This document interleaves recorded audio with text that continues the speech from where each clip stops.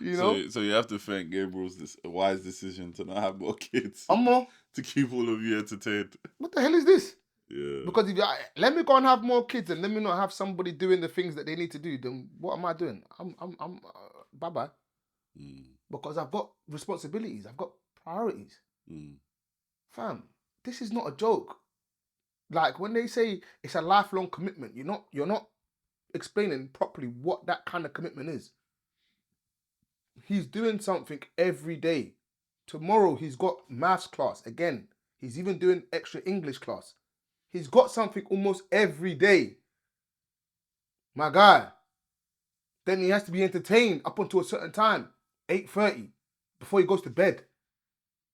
By that time, the whole day, you're puffed out. Excuse me? How?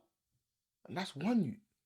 Now we can go around and say, oh, well, go send him over here. Let them take him. Let them take it. Oh, you can all do it together. But then you're not even knowing what's going on with your child no more. It then goes back to that thing of how most of us was raised. Yes, we had parents, but the world raises your kid.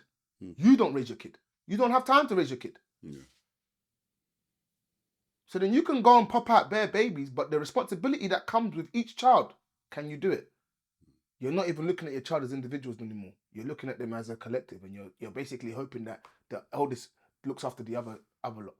So now the eldest now becomes a parent. We don't support that, boy. And I don't support that crap. You know what? I tell you the truth. Well, I always tell the truth, but I tell you, hand on my heart, I feel sorry for my brother Stephen. I do. Unfortunately for him, my mum leaned on him in such a way, and responsibility came on his head in such a way, because my dad wasn't always around, that he had to be a dad before his time. And he was crossed between being an older brother and being a dad. And I hated him for it. Well, not hate is a strong word. I proper disliked him for it. Purely because I didn't understand it then. On the one breath, I think to myself, my brother's cool. On another breath, he does some things that just piss me off. It's like, what are you? Even my own friend, Larry would come. Larry would be like, what is wrong with your brother? And even me, I'm like, I don't know, man. He's still... Do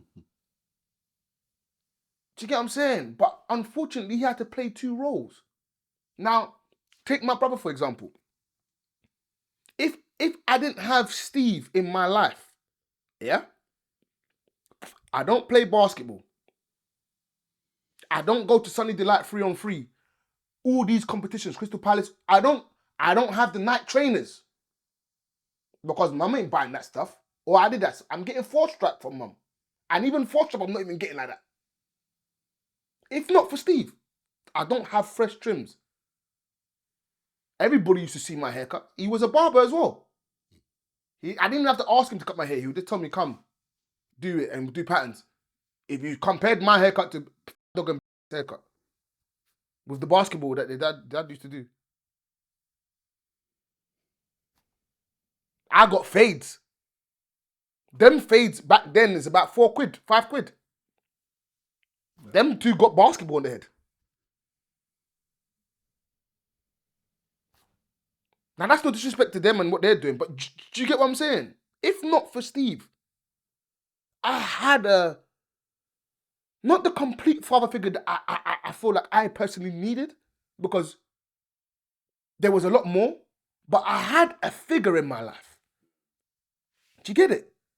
And unfortunately, he had to take that role on. Now, was that fair of my mum to do that to him? Was he equipped to do the job? No, he was learning on the job. And yeah, he made some mistakes with us. But he never ran from us. He was always there. Now, on the one breath, you say Nigerian culture, yeah, well, you respect your elders. British culture, well, you don't have to respect your elders. You earn that respect. Steve earned that respect, bro. It's only later on in my life that I actually sat there and I thought to myself, every time I got in trouble, I lose my car, beef, whatever else, who was always there? Ready to pick up the call, ready to call me, ready to tell me off, ready to get my car back. Steve. That's why till today, whenever he asks me to do something or he asks me for something, I don't argue with the guy. I never say no to Steve. I say, I might be like, oh, Steve, please, I beg, like. But if he says something, even when my mum says things, and or my dad or whoever, I always say, have you spoken to Stephen first? Whether you like it or not, you have to speak to Steve. Steve is the head of my family. Even if I have 10 times more money, whatever, fame, whatever, that guy calls me and tells me to come and sit down, I'm going to go and sit down. He's the head of my family. That's it. He's earned that respect. But it wasn't fair to him. He should have gone on and lived his own life and done his own thing and done great things, but he's worried about us lot. Whilst he's still trying to figure out his own life. Is that fair? To ask that of a son, it's not fair. What that is very simple. You shouldn't have had more kids until you was ready to have more kids. Yeah. But that's not how he looked at it. Oh, you're the oldest, so you have to babysit. It's not fair. If you couldn't handle your kids, why you have them? It's not fair. You're asking to be a dad and a brother when he should just be a brother. I never had to be a dad for my little brother. No. I was just his brother. Steve was the dad as well as the brother. Of course, we have our own dad as well, but the relationship was just a bit different. It wasn't fair.